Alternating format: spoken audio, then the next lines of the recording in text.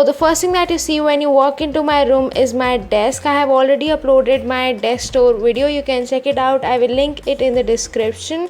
And right next to the entrance I have this huge mirror cupboard.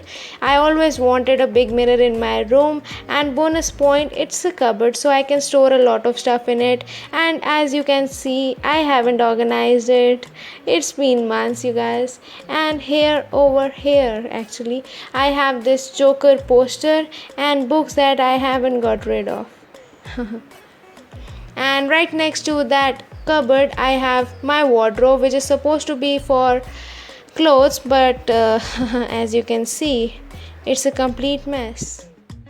And all the other cupboards are actually not mine. I share them with my siblings. And over here I have my bed, which is actually a pretty old one, but it is still in a very good shape because me and my siblings were not like the other kids.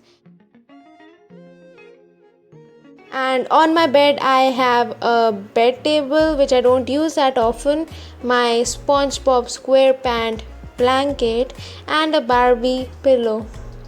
So childish. And also I have some dust also on my bed.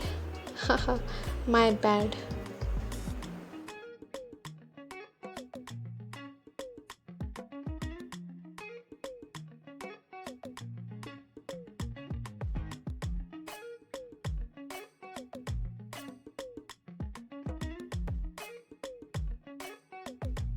And right next to my bed I have this yoga mat. I could not find any other place for it, so it just stays here.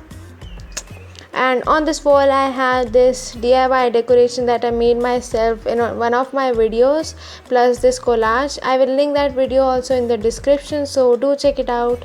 And right next to this mat I have this store mat. Whoa, two mats in a sentence. Whoa. And over here I have my way to my washroom.